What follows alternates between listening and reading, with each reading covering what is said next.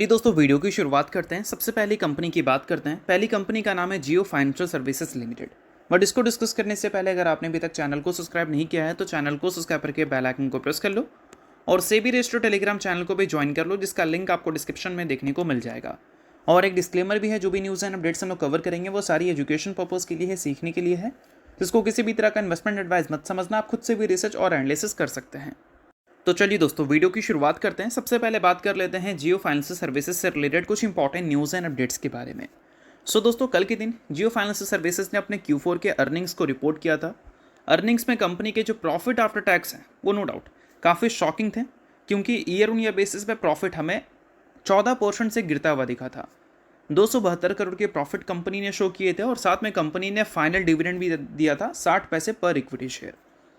अगर हम बात करें दोस्तों प्रॉफिट की, तो profit year on year basis पे गिरा। ये शॉकिंग इसलिए है क्योंकि कंपनी के रेवेन्यू को अगर देखोगे तो ईयर ऑन ईयर बेसिस पे यहाँ पर 106% की ग्रोथ देखने को मिली है, और वही profit year on year basis पे गिरता हुआ दिखा है। और Q1Q बेसिस पे अगर जंप हुआ है तो मात्र 3 करोड़ से ही जंप हुआ है। तो Q1Q बेसिस पे उतनी भी इंटरेस्टिंग परफॉर्मेंस हमें नहीं दिखी है कंपनी के नेट प्रॉफिट में। अब सबसे इंपॉर्टेंट सवाल यह है कि ये नंबर्स क्या बाजार को पसंद आ सकते हैं या फिर नहीं। तो देखो दोस्तों, पसंद आ भी सकते हैं और नहीं भी आ सकते हैं। इसका दो रीज़न है। पहला रीज़न, अगर कंपनी के रेवेन्यू को देखोगे तो रेवेन्यू 1020 करोड़ तक रिपोर्ट हुआ है, ठीक है। मार्केट एंटिसिपेट करके चल रही थी कि Q1Q बेसिस पर रेवेन्यू म्यूटेड होगा, यानी कि ग्रोथ हमें देखने को नहीं मिलेगी। बट ऐसा नहीं, कंपनी ने Q1Q बेसिस पर ग्रोथ रिपोर्ट किया और बोल सकते हैं कि एक्सपेक्टेशन से काफ़ी बेहतर कंपनी ने नंबर रिपोर्ट किया है अपने रेवेन्यू का। और ये भी हम बोल सकते हैं कि एस्टिमेट को लगभग कंपनी ने 25% से बीट किया, यानी कि जितना एस्टिमेट मार्केट ने लगाकर चला था इस कंपनी के रेवेन्यू से, उससे 25% ज़्यादा रेवेन्यू कंपनी ने शो किया है। तो रेवेन्यू के मामले में मार्केट को कोई भी प्रॉब्लम होगा नहीं। बट अगर हम बात करें प्रॉफिट के बारे में, तो प्रॉफिट 272 करोड़ रिपोर्ट हुआ है। ईयर ऑन ईयर बेसिस पे 14% की गिरावट है। 100% से ज़्यादा की ग्रोथ रेवेन्यू में दिखाई है फिर भी। बट इस चीज़ को भी मार्केट हो सकता है कि इग्नोर कर दे। क्यों भाई? क्योंकि ये कंपनी एक इमर्जिंग कंपनी है। ऐसा नहीं बोल सकते हैं कि ये कंपनी ने सबसे बड़ा मार्केट शेयर ले रखा है या फिर बहुत बड़ी कंपनी है। अभी ये कंपनी अपनी बिजनेस के इनिशियल फेज़ में है। तो कंपनी के जितने रेवेन्यू दिखेंगे उससे ज़्यादा हो सकता है कि एक्सपेंस भी देखने को मिल जाए। बट अभी तो उतना कंपनी का एक्सपेंस नहीं है। बट रेवेन्यू कंपनी का जितना है उसके मुकाबले एक्सपेंस पिछले क्वार्टर के मुकाबले इंक्रीज़ हुआ है, क्योंकि कंपनी इनिशियल फेज़ में है। तो कंपनी को इन्वेस्टमेंट ज़्यादा करने हैं, खर्चे ज़्यादा करने हैं एडवर्टाइजमेंट में, ताकि लोग तक कंपनी का नाम जा सके। तो इस वजह से एक कारण बन सकता है कि कंपनी के प्रॉफिट क्यों गिरे हैं। बाकी अगर मार्केट इस चीज़ को लेकर चलेगी कि एस्टिमेट तो 400 करोड़ का था, कंपनी ने 272 करोड़ रिपोर्ट किया, एक्सपेक्टेशन से 35% कम है ये नंबर, तो फिर गिरावट हो सकती है। बट अगर इस प्रॉफिट के प्रॉपर रीजंस की बात करें तो वही रीज़न है कि कंपनी के एक्सपेंसेस अभी ज़्यादा है, क्योंकि इनिशियल फेज़ में ना खर्चे ज़्यादा कंपनी को करने पड़ेंगे, ज़्यादा एडवर्टाइजमेंट करना पड़ेगा ताकि लोगों तक कंपनी का नाम पहुंच सके। और इस वजह से आने वाले क्वार्टर्स में भी हो सकता है कि कंपनी के इनकम के कंपैरिजन में पहले के मुकाबले एक्सपेंस अब हमें ज़्यादा दिखे और प्रॉफिट वैसे ही देखने को ना मिले जैसी कंपनी की इनकम में ग्रोथ हमें देखने को मिल रही है। तो यही सारी चीज़ें हैं, आपको ध्यान में रखनी है अगर आप जियो फाइनेंशियल सर्विसेज के इन्वेस्टर हैं तो। अब दोस्तों, वीडियो में आगे बढ़ने से पहले बात कर लेते हैं सेबी रजिस्टर्ड टेलीग्राम चैनल के बारे में। यहाँ पर कई सारी चीज़ें आपके लिए काफ़ी ज़्यादा यूजफुल रहती है। तो अगर आपने अभी तक चैनल को ज्वाइन नहीं किया है तो वेट मत करो, अब फटाफट जाकर चैनल को ज्वाइन कर लो, लिंक आपको डिस्क्रिप्शन में दिख जाएगा। ज्वाइन करने का सबसे बड़ा बेनिफिट ये है कि मार्केट खुलने से पहले मार्केट से रिलेटेड क्या ऐसी इंपॉर्टेंट न्यूज़ है, यानी कि प्री मार्केट न्यूज़, वो सारी चीज़ें आपको यहाँ पर अपडेटेड देखने को मिल जाती है, जिसको आप चेकआउट कर ये आइडिया लगा सकते हैं कि मार्केट का बिहेवियर कैसा रह सकता है। और इसके अलावा दोस्तों, मल्टीपल कंपनीज़ में रीसेंट टाइम में मार्केट वॉलेटिलिटी की वजह से काफ़ी भयंकर फॉल देखने को मिला है। तो उन सारी कंपनी के टेक्निकल्स को भी प्रॉपर एनालिसिस कर यहाँ पर अपडेट किया गया है, जिसको भी आप चाहो तो चेकआउट कर सकते हो बिल्कुल फ्री में।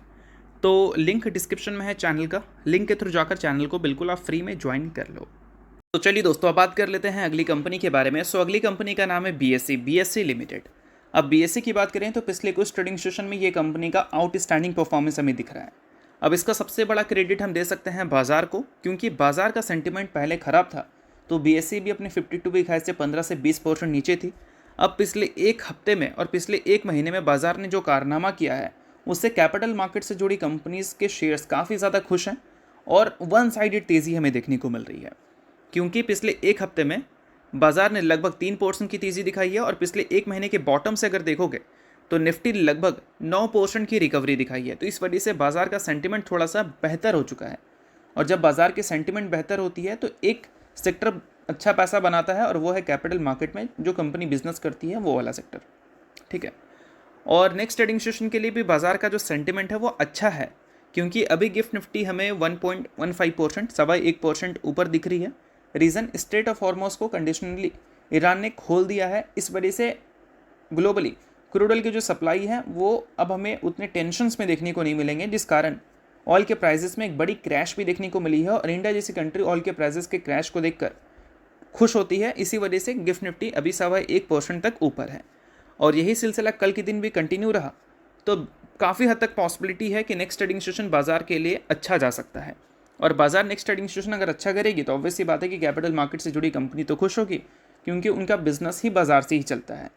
और दोस्तों, इन सारी चीज़ों के बाद अगर बीएसई की बात करें तो अभी 52 वीक हाई से 0.52% ये नीचे है।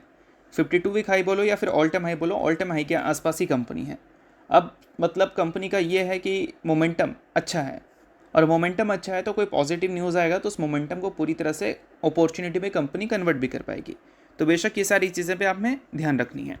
बाकी इसके अलावा अगर हम बात करें बीएसई के लेटेस्ट डेरिवेटिव टर्नओवर के डेटा के बारे में अप्रैल के महीने का, तो अप्रैल के महीने में average daily option premium turnover 37,600 crore से भी ज़्यादा है।